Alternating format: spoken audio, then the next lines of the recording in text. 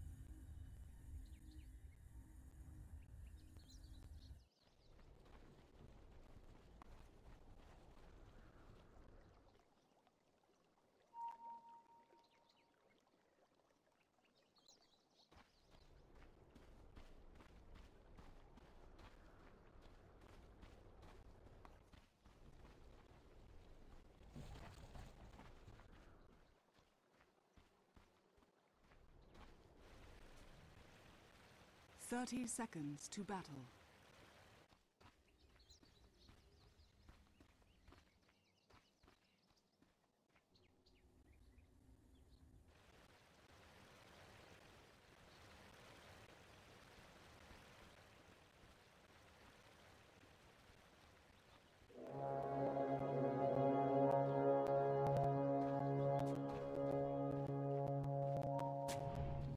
The battle begins.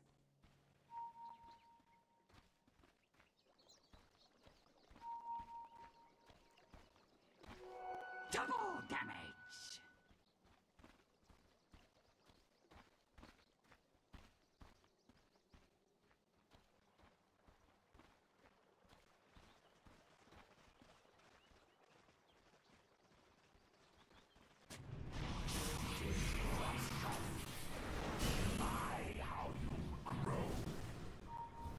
First blood. Legs are broken.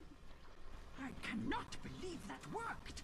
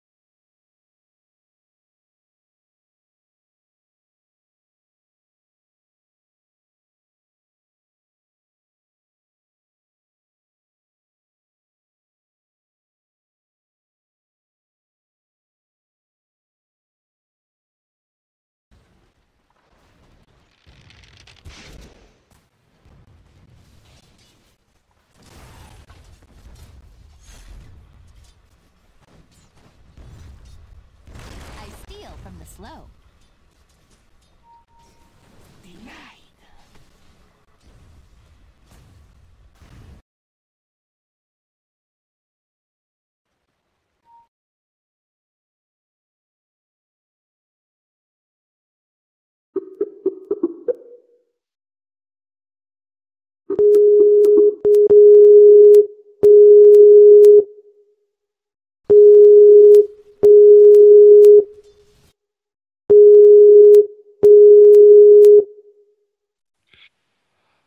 And I'm going to mute myself on TeamSpeak. They can? Okay. Okay. Anyway, can you mute yourself? Because your mic is quite loud, and I can hear the static in the background. Holy? I'm here. Oh, is that Aussie then? I'm hearing a lot of static from someone on Skype. I'm not sure who that is. I'm going to double check now, though. Yeah, Aussie, I think it's you. I don't know. It's tough to say. Is it me? I can't tell. Can you not hear that? No, I don't hear it. Okay, then it is definitely you. You've got like a lot of background noise, just like constant static sound. And now it's gone. Whoever it just was. Okay. Oh, and now it's back? Yeah, that'd be me in that case. That's weird. Okay. Let me host a call. Okay.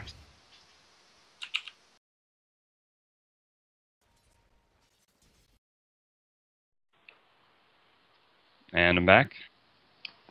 Yep. And no, it's still there, but maybe not quite as severely as before. I don't know. Whatever. Just try to work through it, and I guess we can try fixing it for the next game, hopefully. Anyway, looks like Darkseer has the option of grabbing another haste rune, but good warding still here from the Radiant. The Radiant's ward's not down yet, so they did get vision of this. Well, actually, they didn't get vision of that rune there. Yeah, no new ward coming up there. Although a bit defensive of a ward for them. They have no jungler, and typically the vision given right there is the type of vision you would expect the Dire to need, not the Radiant. Oh yeah, I guess I can draw now, the vision right there. Anyway, Shadow Fiend did pick up a haste and was looking to come bottom, but the wards did give vision, so they backed up in the bottom. They're thinking about it, still see him, and yeah, he's just going to head back mid, stop wasting his farm. Meanwhile, the Broodmother is in a lot of trouble top. Thunderclap's going to come out, and the Brood is going to go down. So that's an easy kill there. And yeah, Holy, your mic is definitely on, and I can hear your kids in the background. Yeah. Which would be nice not to have to do.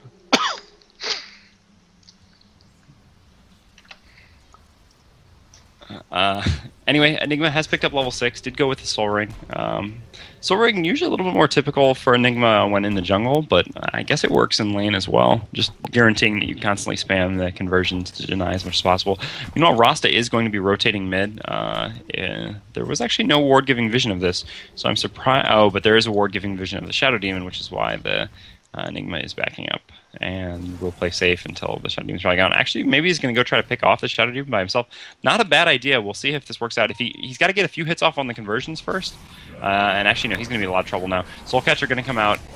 2 nukes, and yeah, he's just going to melt. Soulcatcher plus the nukes from SF. Just an insane combination, dealing so much burst damage. Yeah, I mean, he was trying to walk in to get the black hole and hoping one of his teammates would TP in, but he just got nuked down before he got a chance. He didn't get close enough to cast it. But you could see him just like going in aggressively. With that was his plan.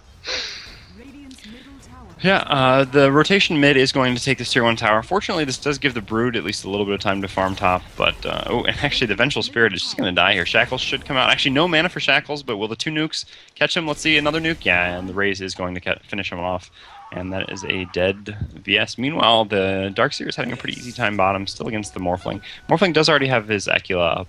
From obviously the Tri-Lane farm originally, but isn't going to have such an easy time against the Darkseer. Darkseer does have his Soul Ring already finished and a Ring of Health. Darkseer is actually farming exceedingly well. I'm trying to move this stupid Skype thing and take a look at the gold per minute. Ooh, wow, Jo at 440, Darkseer at 275, which is pretty good for the sacrifice lane. I guess he did have support there with him.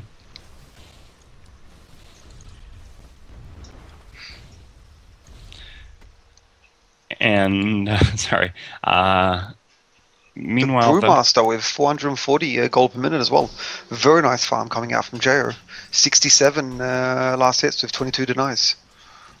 Yeah, that's 67. Wow, really? That is an insane amount of last hits. Actually, that's almost every last hit. That's about, what, 90% of the last hits at this point? Obviously, I mean, the thing is at 10 minutes, you would like to have 80. So at this point, at 9 minutes, and there's one creep wave still coming, that would mean that he's missed. There are 12 that he hasn't been able to get. Oh, but that includes the spiderling. So, okay. I was going to say, there's no way that can be right. That would mean he's literally had every last hit, but yeah. That's way too much. Yeah, it discounts the spiderlings as well. I mean, normally say at 10-minute mark, if you get 50 CS, then you're doing pretty well, especially in a game like this. But at 72 now, at 9.5 minutes, that's just insanely high. So yeah, it's got to be counting the spiders. Yep, and another interesting thing is actually that we have the phase boots picked up on the Shadow Fiend. This is kind of a complexity style thing. They like to go phase boots on some ranged agility heroes like this. I don't know if I've ever seen them on Morphling, because that would be a little bit overkill, but at least on like Sniper. Oh, and the Brute has actually come up too far. They're going to go Sentry Place down. The Shackles should be coming out in a second. Actually, the Aether Shock is going to be enough to finish him off.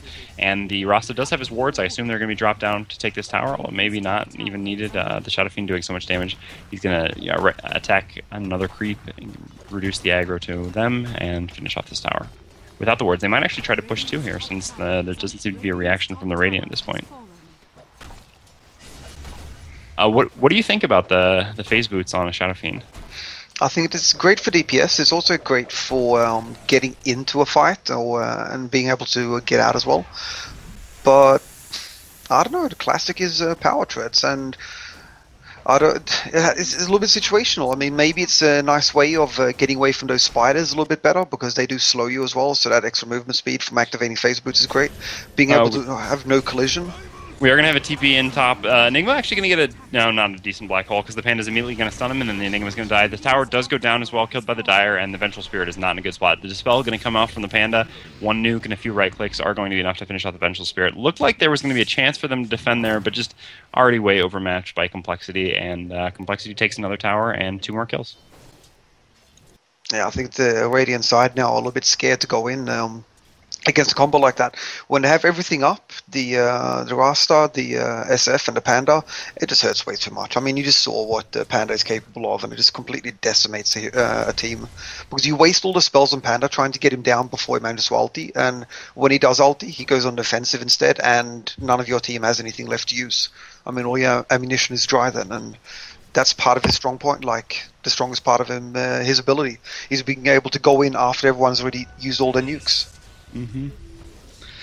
Yeah, well, it looks like we have at least a breather for a second, so I can go back to talking about the phase boots. I mean, there are a few things about it. I mean, yeah, I do agree with it does definitely increase mobility, so maybe if you're considering not going for Blink, then it does make sense if you're just going to go straight to BKB. As far as DPS, it is definitely lower DPS than obviously having treads, because the idea is, he has a lot of extra base damage from his passive. True. And so, yeah, getting increased attack speed actually gives him an overall DPS increase, more so than just giving a flat damage increase. Darkseer actually is going to go on the Enigma here, but is actually just going to be content to kill these creeps. The Enigma might turn around, which is going to mean he's actually going to be in trouble if this Rasta makes it there in time. Rasta going to be coming in from Vine. Looks like we have a 4-on-2 setup here, although TPs probably can't come out. Let's see, Brood's really not going to TP. He's way too low anyway, and Brood isn't really a hero that TPs. The creeps are going to come to the tower, which means they are going to be able to dive this on the Morph. Morph is probably going to try to waveform out, but wow, he takes a ton of damage. The Soul Catcher is actually going to catch him. They're just basically going to right-click him down. Aether Shock going to come out in 1 second. The Windrunner, meanwhile, dying in the trees. Yeah, Aether Shock enough to finish off the Morphling, and the tower is going to fall accordingly. And yeah, and then the other thing, obviously, about having treads is being able to tread swap, which is, for those that don't know, switching your treads basically to agility. Agility usually, although strength, if you have full health, is fine. When you're bottling up, which obviously a mid Shadow Fiend is going to have a bottle, is going to help him basically net more mana from each bottle charge, which is also something Shadow Fiend really needs to worry about, because he does kind of have mana problems with how frequently he'd like to nuke. So for all those reasons, I think, yeah, treads is definitely preferable, but I guess if they're just planning on winning the game very quickly and being aggressive, the phase boots kind of fits with that.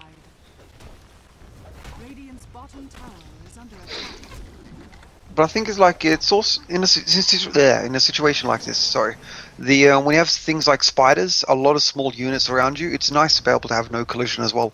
I think that's one of the strongest points of phase boot, not just the damage, but the no collision. I mean, that's very true. Usually we see him picked up against something like Rasta, so you can get it ward traps. But I guess the spiders are a good point as well. Although, I mean, a Shadow Fiend, again, doesn't really have too much problem with the spiders. No, really two nukes, exactly. Yeah, exactly. But, I mean, it is a combination of things. Anyway, there's going to be action on this tier 2 tower down bottom. Nice vacuum. Panda, unfortunately, was shackled. Really good shackle from the Windrunner holding the Panda off, so they weren't able to finish an AoE combo with that vacuum. The Thunderclap is still going to come out and is going to catch the Windrunner. Panda is going to go into his ult form. However, 3 of the Dire are out. The stun is going to come out and catch the Enigma, and the Enigma is definitely going to die. Does he have the black hole? He did have it, but he died way too quickly to actually get it off. And that's going to be a tier 2 tower in the bottom. So actually that's the only one more outer tower remaining for the Radiant at this point. And yeah, the Dire just putting on a clinic as we expected. We'll see if they can end this game in the next 5 minutes and fulfill your original prediction of 20 minutes before you had to correct it to maybe 30. I think, like, you can see that what I was thinking more in my head is that you'll know the game is over in terms of advantage before 20 minutes. But if we actually see a GG coming out before 20 minutes, that'd be interesting. I don't think it's impossible. They do have one outer tower left in the mid lane. But that could go down potentially very, very quickly and turn into a Rax as well. Yeah, Shadow Fiend actually saving... I was wondering, he was saving up money. So, I mean, he just kind of been busy, so it's possible he just wasn't buying something. I was kind of hoping that he was going to go for a Rapier, but he actually opts just to get a Yasha and a Chrysalis, so he'll have plenty of right-click damage now. And the Yasha kind of giving him the attack speed that he needs to take advantage of all that high base damage. And then, obviously, Chrysalis also helping with the very high attack damage now, because the percentage damage increase functions in basically the same way as attack speed when you have high damage.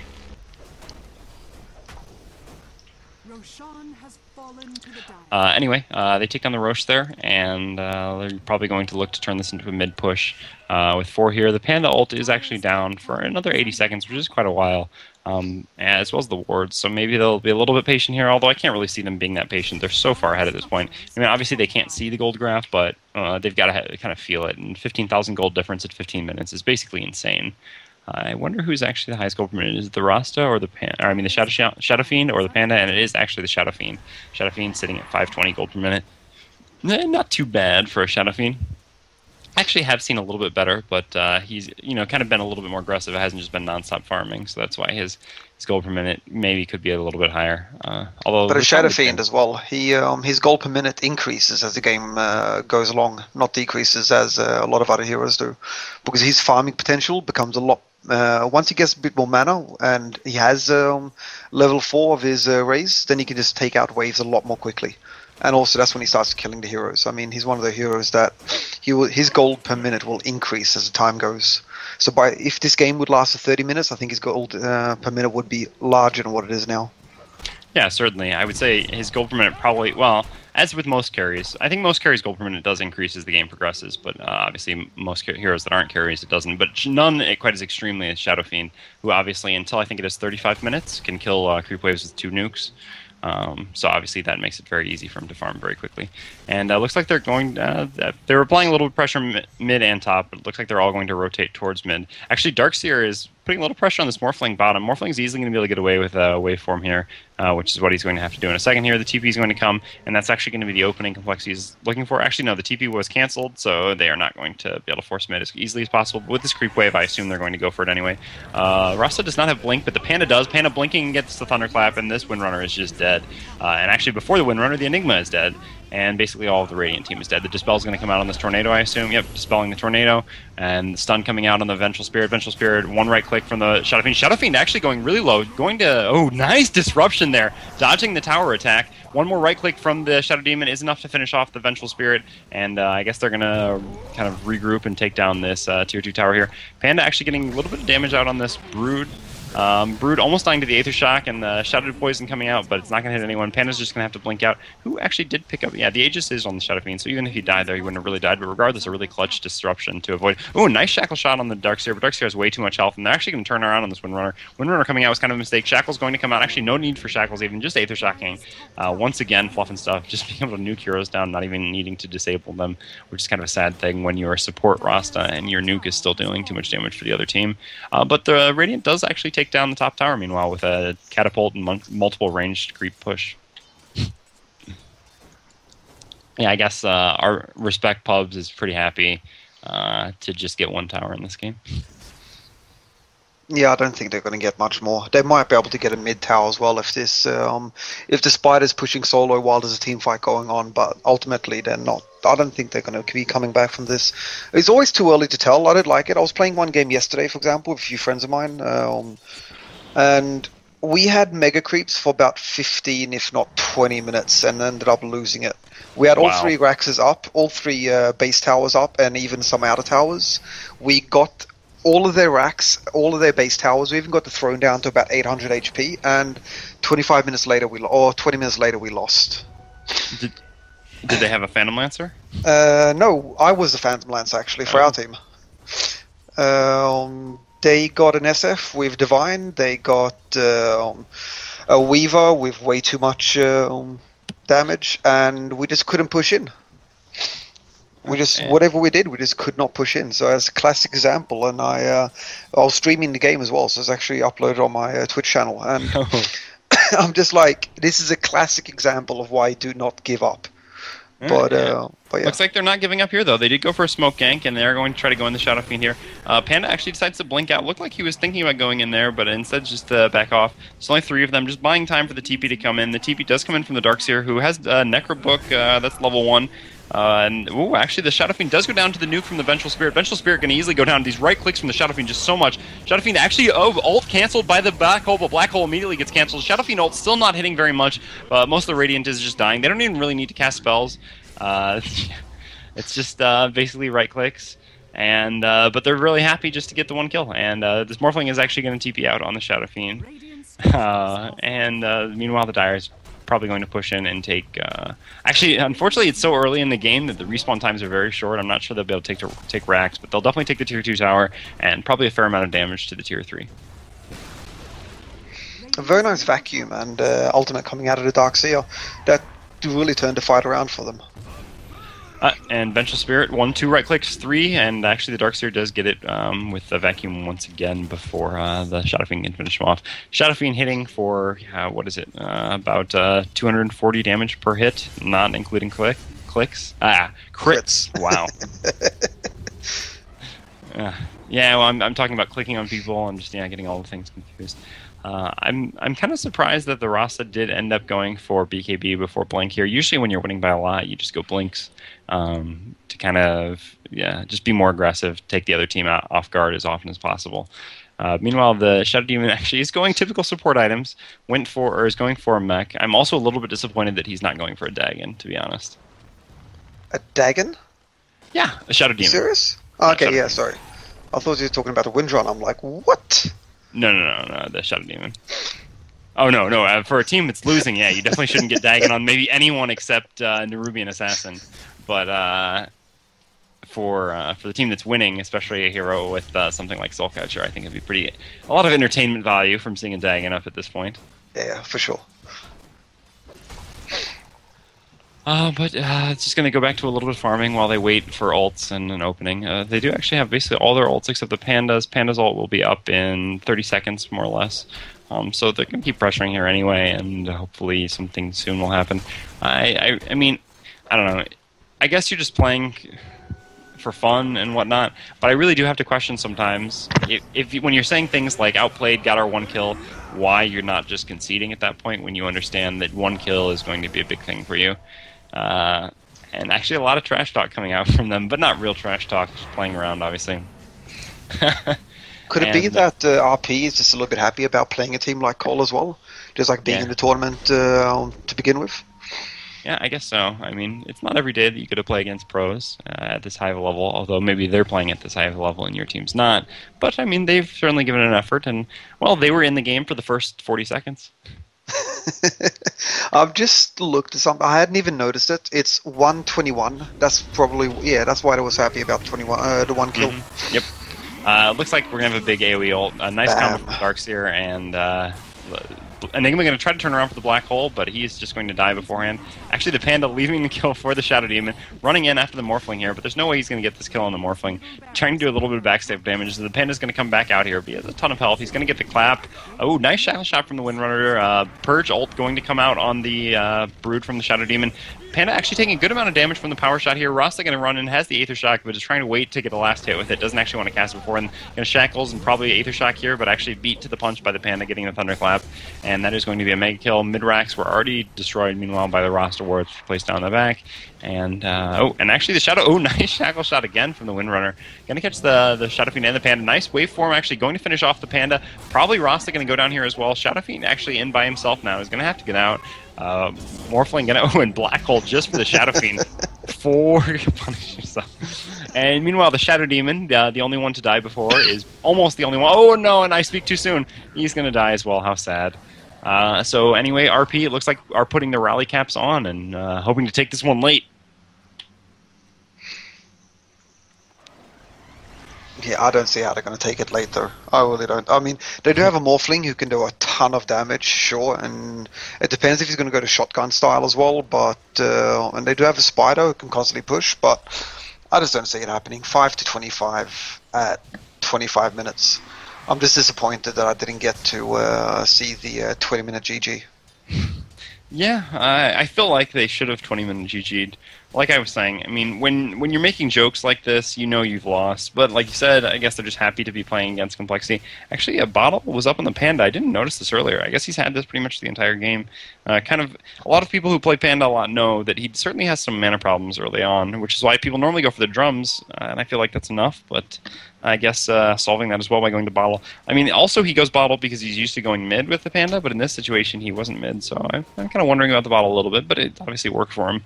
I can't complain. Is he? No, he's not actually the only person not to have died on the team. The only person not to have died on the team is actually Hannah Montana on the Darkseer. So Hannah Montana for MVP.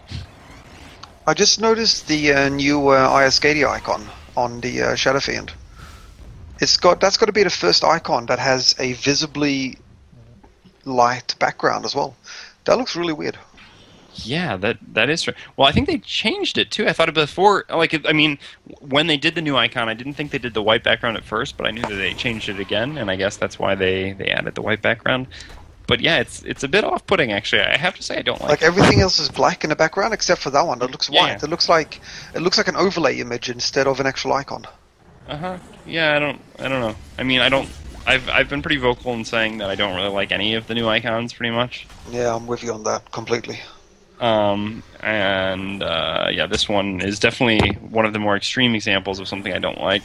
One of the ones I really don't like, though, is Treads. I think it's so simple and just looks bad. But anyway, we are going to have an engagement here. Panda blinking in. Shadow Fiend going to use his ult. Hits a couple things. The Enigma getting stunned by the Panda. Enigma doesn't even have his ult, so it's not really a high-priority target to take out anyway. The Tornado or Cyclone going to come up, and the Enigma just goes down. Meanwhile, the only one still left alive is this Morphling, who was, I believe, morphing strength. I'd have to click on him. Oh, yeah, morphed quite a bit of strength. Panda thinking about diving him, but decides, no, I'm just going to end this game instead, and the wards plus the right clicks from all these heroes are going to quickly take down all the top racks. We'll have to see if they decide to rotate towards the bottom racks here or just try to go for the throne. Instead, it looks like they, I don't know, just kind of mulling around, not really doing anything. But yeah. RP calling the GG now, apologizing for not making the game a little bit better for themselves, Complexity, and the viewers. But regardless, it was fun to have them in this game. And, oh, Hannah Montana, no! No! Oh, he was the only person not to die. And there, he finally gave it up. And we have the obligatory fountain diving. Ooh, Panda going to go down as well. And yeah, the Ancient is about to fall. IX Mike staying focused, right-clicking in the background the entire time. And yeah, that's a good game. Thanks to both teams for coming, and thanks for everyone watching. We will be right back in hopefully just a couple minutes. This game was over so quickly that there might be a little bit delay before game in the next round does come on, but regardless, we will be here eventually with one, and hopefully it'll be a slightly better game than this.